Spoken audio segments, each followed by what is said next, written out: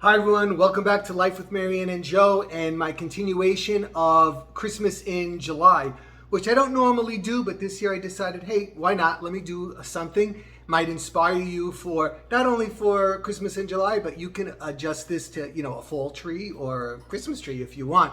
Yesterday, I hope you caught my video. I did an early summer kind of a look.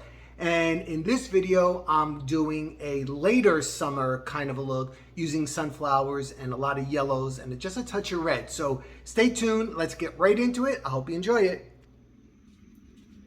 So for our second Christmas in July look, we're going to go again, like I said, with a floral kind of a look. But this time, as opposed to what I did yesterday, with those light celery greens and so on as an early summer look, this one gives the vibe of a more late summer look. I'm going to be using a lot of yellows, specifically some of these sunflowers, which give hints of a more heated kind of a summer. Now, what's great about this is MaryAnn found all of these in a dumpster. Yeah, dumpster. So this is another totally free tree that I'm looking. Always keep your eyes open. You never know what you're going to find. And she was so excited when she found all of these and brought them home to me. And she said, I know you can do something with them.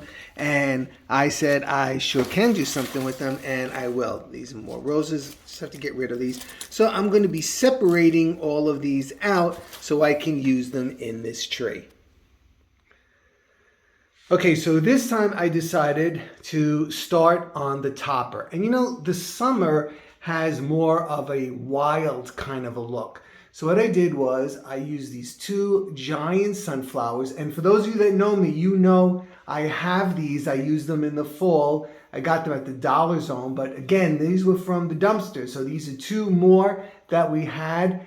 So I put the two of these up here. And then I used a big green floral pick behind it, and then for the filler, and then the spiller, I used this ivy that has this tiny yellow flowers on it to give that summery, overgrown kind of a look.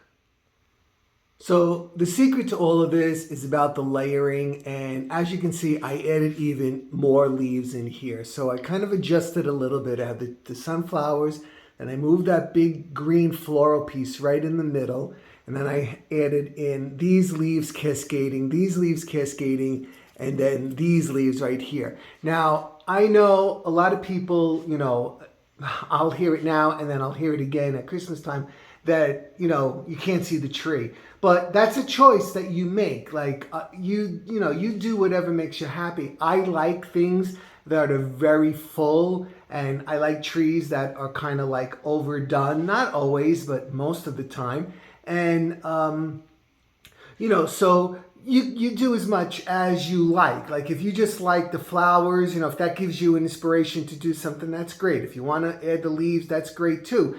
It's just something for you to think about so that you can do what you like, how you like it.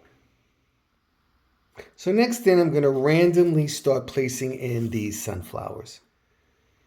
I decided it wasn't wild enough, so I got another one of these big picks I have, which has, this a little bit of variation in color, some ivy in it, and so on. And I kind of put it here that it cascades down the side. And then I got another pick upstairs in my supply stuff, and I put that here growing out the side. And then I started layering in these sunflowers. And I used about 1, 2, 3, 4, 5, 6, 7, 8, 12, 13, 14, about 16 of them I put in here. Now I have to fill in these spots with, I think I'm going to use some yellow roses before I add a few more sunflowers. I'm going to use some of this ribbon because it just needs, I think it'll add like a natural look. It kind of has like a burlap look to it. I'm working with one hand here, holding the phone and the ribbon at the same time. So hold on a second. So what I did is I'm just pinching it. Some of them I did 2 loops like that. Some of them I did 3 loops. And then I have the tail hanging out. And then I'm just going to insert it into the tree, and I'll use a branch to kind of lock it into place. So like this, see, I just did, this one has 3 loops. I just tucked it in and then I let the tails hang down.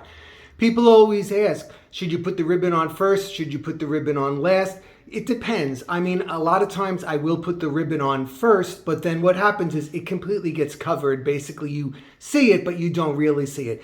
If you want your ribbon to be seen, then I would put it on last, filling in those spots that, that you have. Now, if this was something that I was going to actually leave up, I probably would change this ribbon out. I'm not overly crazy about it, but I'm not going cuckoo crazy because it's something that I'm putting up and taking down just basically, to give you some inspiration if you would like to do a summer, Christmas in July kind of a tree. Let me show you the whole tree now.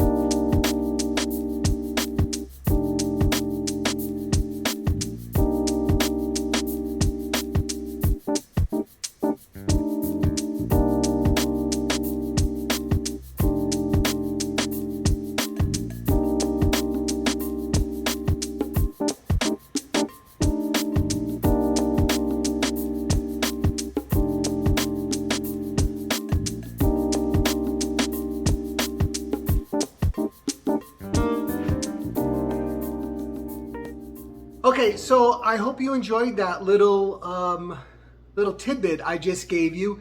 You can apply those same principles every time you do a tree. It's a lot of layering and a lot of depth. If you just put stuff on the outside, that's what it looks like. It looks like everything is just on the outside. So you want to try to cram stuff in and out. Now, obviously I'm not using traditional Christmas looks for these trees. I just, I want something different. But you can apply the same thing. You could have a summery looking tree with using other kinds of, like more traditional Christmas ornaments, if that's what you like for your Christmas in July. Okay, everybody, thank you so much for stopping by. I'm so happy you did. And remember, subscribe, give me a thumbs up, drop me a comment. All those things help me in the algorithm. Also, look for me on Facebook, our private group, Life with MaryAnn and Joe. And you can catch me on Instagram, although I don't post that much, but I'm trying to, on designs by _Joe. Okay, buddy, take care. Have a good one. Bye-bye.